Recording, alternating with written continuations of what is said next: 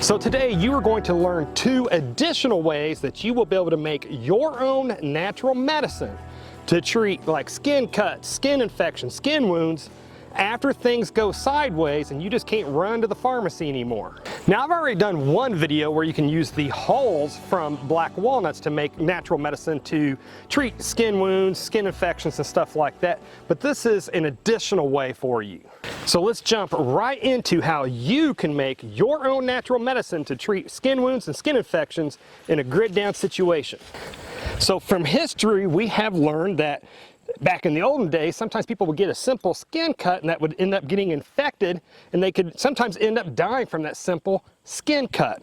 So today we are going to make a poultice from the broadleaf plantain. Now, to really simplify what a poultice is where you really mash that plant up and you put that plant, that medicinal plant, directly on your wound, and the medicinal qualities in that plant will help your body to heal or help to fight that wound from getting infected. So why exactly is broadleaf plantain so good about helping you to heal with skin wounds and then also keeping those wounds from getting infected? Well, it's antimicrobial, which means that it will help to stop bacteria and fungi from growing that's responsible for skin infections. It's also anti-inflammatory, which will help to reduce swelling and redness that comes with skin infections. Plus, the compounds in broadleaf plantain draws out the toxins and other bad things in your injured skin, and it contains a gel-like substance that creates a protective barrier over your wounds, which just aids in the healing process. And this just helps your skin to feel better because it has a cooling and soothing effect to your skin.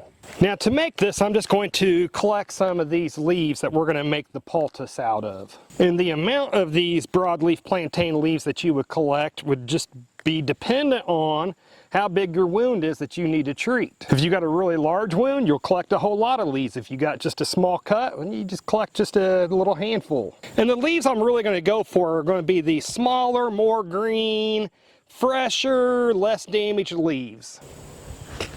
And now I'm just going to wash these leaves that I collected so that it removes any dirt that might be on them.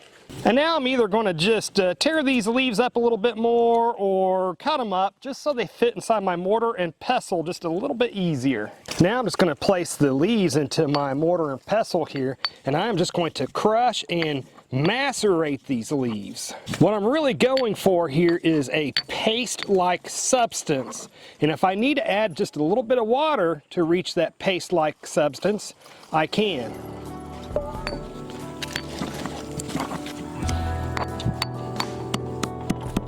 And now, since I have my broadleaf plantain poultice made, if I had a skin cut, the first thing that I would do would be I would wash wherever that cut happened at. I would wash the cut first. And then after washing the skin cut, then I would take the poultice and I would just apply it directly to that cut. And then after applying the poultice directly to my cut, then I would wrap it in gauze or a Band-Aid or a cloth or a clean cloth or something like that for at least 20 to 30 minutes so that the good medicinal qualities in this broadleaf plantain can work on my cut. Now, just pretending that this is a complete and total grid down situation, I'm actually going to use this broadleaf plantain leaf in place of a Band-Aid. But again, I want to leave this on my cut for at least 20 to 30 minutes and then repeat it if necessary. And then after 20 or 30 minutes, I would check on the poultice, and if that poultice had turned from green to really brown, then that's good. Then that means that it is pulling all the bad stuff out of your body. And then if my wound was still bothering me,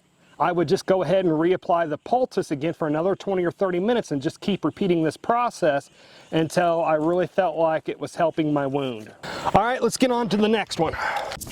As a serious prepper, you can take control of your emergency preparedness by getting an emergency stash of your everyday medications, such as your cholesterol medicine or diabetes medicine or your heart medicine, or you can get an emergency stash of antibiotics known as the JACE case all through JACE Medical. So click the link below to make a major jump in your medical preparedness plan, and be sure to enter the discount code of ETHICAL to save $10 off your order when you do so. Now let's get back to the video.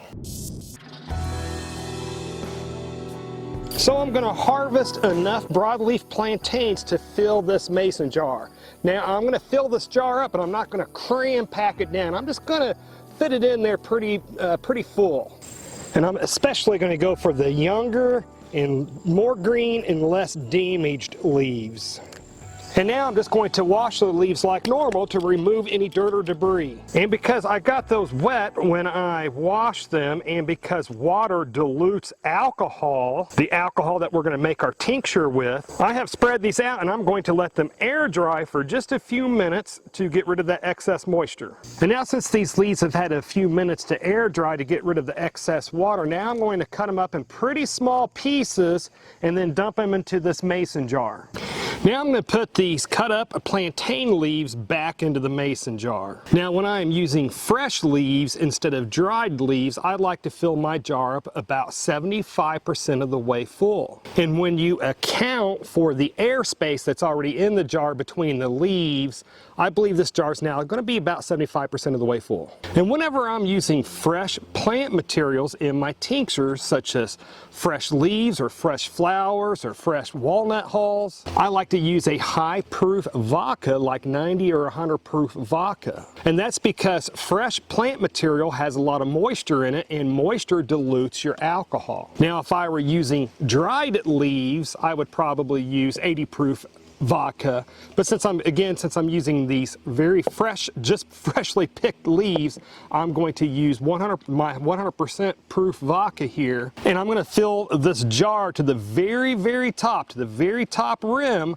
with this 100 proof vodka. And again, I want the vodka to come to the very top rim here. And now what I'm going to do is I'm going to put the lid on, and now I'm going to give it a little bit of a shake to see if it releases any air bubbles that may be trapped down here and release them to the top. And now since I've shaken it to release any trapped air bubbles, now I'm going to check the level of alcohol, and if any trapped air bubbles that had been released had caused my level of vodka to go down, then I would just simply pour just a little bit more vodka in there just to top it off. What I don't want is for any of the vegetation to be above the vodka line, because any vegetation that's above the vodka could actually mold, and that could ruin my tincture. So now I'm just going to put the lid back on it, and I'm going to prepare to store it for the next 6 weeks while the vodka extracts all the medicinal good stuff out of these leaves. Now after labeling of what tincture this is going to be, I am now going to place it in a cool, dark place for the next 6 weeks.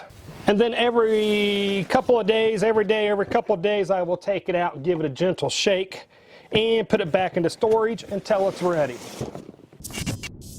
4 to 6 weeks later. Okay, now since it's been in a cool, dark place for 6 weeks, let's go ahead and get the tincture out. So now what I'm going to do is I am going to strain the tincture from the vegetation using this handy dandy little fine mesh strainer.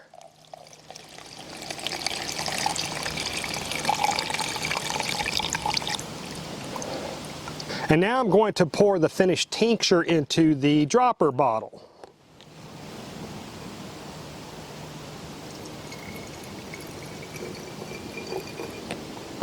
Now I'm going to label the front of this medicine bottle so that I know what it's for, and I'm also going to put an expiration date just about 3 years from now.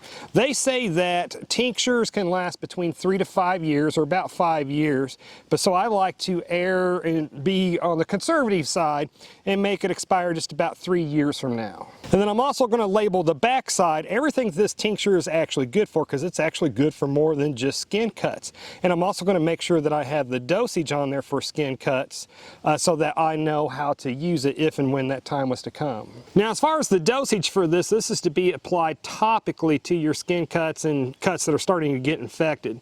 And I don't have any real skin cuts, but I do have a really small cut here on my knuckle where I was chopping wood yesterday. So the way I would treat my skin cuts and cuts that are starting to get infected is by just doing a couple drops on that cut and really just kind of letting it air dry on there, and maybe putting a band-aid over there and just repeating that several times a day until I saw that it was getting better.